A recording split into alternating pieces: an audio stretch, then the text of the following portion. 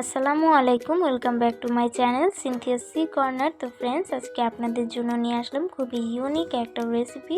তো সম্পূর্ণ ভিডিওটা দেখবেন, আশা করি ভালো লাগবে। তো এইখানে আজকে আপনাদের সাথে শেয়ার করব কেক লাড্ডু।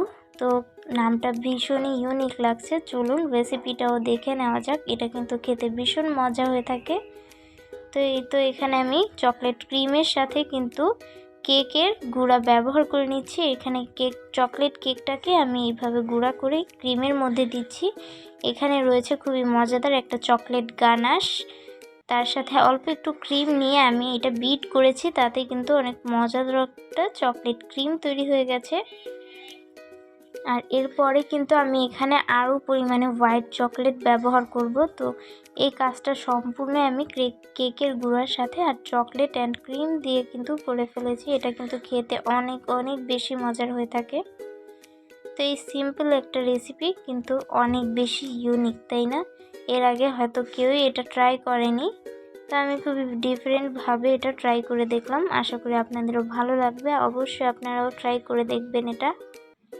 তো এখানে আমার একটু হোয়াইট চকলেট আমার ভুলের কারণে এইটা এভাবে দলা পেকে গেছে। তো এইটা আমি এখানে ব্যবহার করেছি, এতে করে এই লাড্ডুর টেস্টটা কিন্তু আরও অনেক বেশি বেড়ে গেছিলো। তো আপনারা চেষ্টা করবেন এই পুরো কাজটা এরকম চকলেট দিয়ে করতে। তো এই তো চকলেটটা দেওয়ার পরেই কিন্তু এটা খুব সুন্দর একটা এরকম টেক্সচার চলে এসেছে। এটা খুব সহজে লাড্ডুর মতন শেপ দেওয়া যাচ্ছে।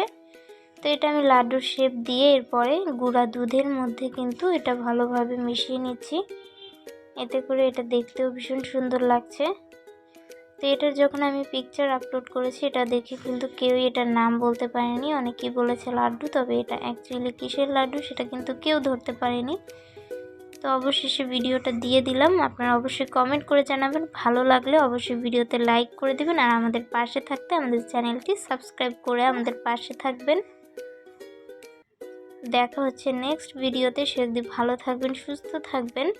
আর অবশ্যই আমার এই রেসিপিটা ট্রাই করে আমাকে অবশ্যই কমেন্ট করে জানাতে ভুলবেন না যে কেমন লেগেছে। আল্লাহ হাফিজ।